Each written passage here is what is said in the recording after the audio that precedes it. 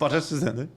Eyni qaydada. Zaten bir də ki bu bizim bu oyundan bizim təlimdən öncəki oyunlarımız da var idi.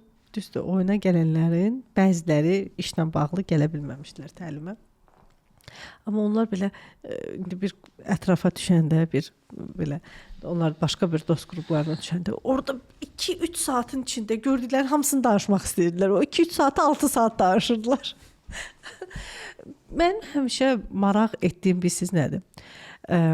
Zahid müəllim qıraqdan necə görə bilir? Bax, mən bunlar oyunda gedir. Hamısı qaydasında. Təhlil etməyi, baxın, o təhlili necə edə bilirsiniz? Çox sadə. Bilirsiniz, 2007-ci ildə Amerikaya getmişdim. Orada Jubiler Ədliyyə ilə tanış olduq. Jubiler Ədliyyə uşaqlarla işləyirlər.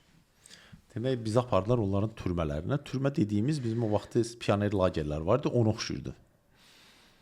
Və baxırsan ki, açıq zonadır, nə bilim, basen zətdə hətta kənd oranın cəmaatı yığışıb eləmişdi. Düşündüm ki, bunlarla danışım, deyirəm, bəs bu uşaqlar buradan qaçmır. Deyək ki, uşaqlar da birlik hara qaçırlar.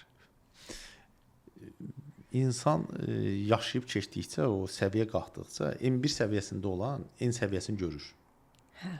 N səviyyəsində olan M1-i görmür. Necə ki, qaynana gəlini görürük.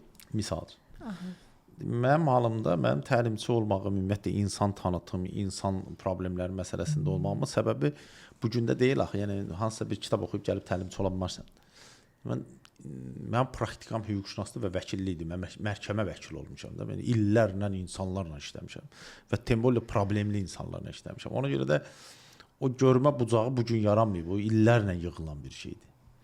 Və o baxımdan biraz o yuxarıdan məsələni görə bilirsən də. O səviyyə çatdırmaqdadır həll ki, onda sən o məsələləri görmək bucağın yarana bilir. Çünki həmən o insanlarla münasibətdə mən o M1, M2 səviyyəsindəyəm. Onun üçün o çətin görsənir. Mənim üçün axı görsənir. Çünki insan çox vaxtı bilirsiniz nə edir? Biz meşənin ortasında dayanıb meşənin həddini axtarırıq. Tapa bilərsən? Yox. Meşədən yuxarı qalxmalısan da. Bax o yuxarı qalxmaq yarandıqca sən görə bilirsən ki, meşə nə boydadır. Bax o yuxarı qalxmağın yolunu öyrənmək lazımdır insana. Biz təlimi ona görə, təlim elə odur. Təlim odur ki, insan özünü yuxarıdan görməyin yolunu tap. Sən həyatın başqa cür olacaq. Çünki sən bu gün meşənin içində axtarırsan. Meşənin içində axtarıb meşədən çıxa bilmərsən. Sən getdiyin yollar hamısı səhvdir.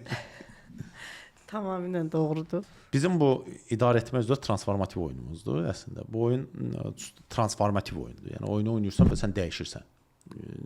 Çünki həmən bu özünü görmə prosesi yaradır oyun. Bu oyunu biz mütəmadi keçirdirik. Özdə elə bir oyundur ki, hər dəfə özünü daha fərqli görə bilirsən. Düzdür, biz həmişə deyirik ki, bu oyun transformativ təlim deyil. Bu təlimin nə bilim heç bəlkə mində biri deyil də. Amma o eyni zamanda o dadı başqadır da. İndi yenə də biz onu təkrar edirik. Sanki bir qazandan belə bir çörəyi batırıb belə ona bənzəyir. Amma onun içində dəyişənlər nə qədər oldu? İndi özünüz də oyunlarda görmüşsünüz də. Çoxdur. Təlim başqa bir aləmdir. Təlim ayrı bir dünyadır. Sən 5 gün başqa bir həyat yaşayırsan da. Oyun bu 3 saat, 2 saat ərzində gedən bir şeydir, amma onun təsiri çox mükəmməldir və bizim dostlarımızda nə qədər o dəyişikliklər baş vermişdi. Bizim bir dostumuz var, yaxınlarda yenə də konsultasiyada idi, söhbət edir, deyir ki, mənim birinci dəyişikliyim oyunda oldu.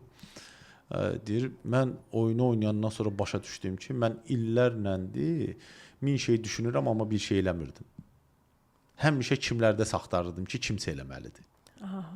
Oyunu və onu oyunda görmüşdüm. Oyun zamanı orada proseslərin birində oyunda bunu çıxartmışlar, çıxandan sonra başlamışdı elə şeylər danışmağa. Hansı ki, oyunda desəydi daha çox xeyir verə bilərdi və onu görəndən sonra başa düşdü ki, bu görür, amma demir. Yəni, sistemə təsir gücü var, amma ondan istifadə eləmir.